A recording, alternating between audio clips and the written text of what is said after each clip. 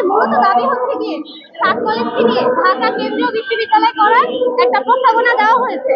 এখন আমরা হচ্ছে কি চাই যে আমাদের কলেজে ইন্টারমিডিয়েটের যে অবস্থান রয়েছে তা অক্ষুণ্ণ রেখে ঢাকা কেন্দ্রীয় বিশ্ববিদ্যালয়ের জন্য যে অধ্যাদেশের খসড়া প্রকাশ করা হয়েছে সেই খসড়ায় আমাদের অবস্থান তারা হচ্ছে কি সুস্পষ্টভাবে উল্লেখ করা হয় নাই। আমরা এই অধ্যাদেশের পরিবর্তন চাই, আর আমাদের ইন্টারমিডিয়েটের স্বতন্ত্রতা, আমাদের কলেজের স্বতন্ত্রতা রক্ষা করতে চাই। এটার জন্যই আমাদের এই দাবি, এখানে এর জন্যই আমরা অবস্থান করেছি। এখানে হচ্ছে গিয়ে অধ্যাদেশ জারি করতে কারা গেছে তা হচ্ছে গিয়ে হয়তো বড়রা গেছে, কিন্তু আমরা মূলত হচ্ছে চাইছিলাম যে অধ্যাদেশের খসড়া দ্রুত প্রকাশ করা হোক।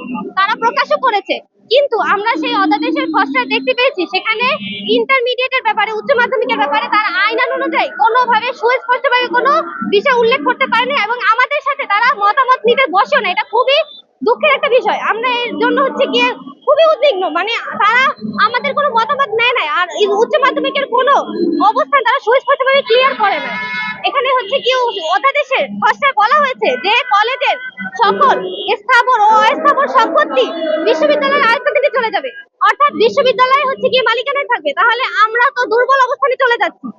এটাই আমরা আমাদের স্বতন্ত্র হচ্ছে কি রক্ষা করতে চাই, আমাদের অবস্থান যাতে তারা মানে ব্যাখ্যা দিতে পারে, আমাদের হচ্ছে কি ক্লিয়ার একটা ব্যাখ্যা আমরা চাই। এর জন্যই আমাদের এখানে অবস্থান।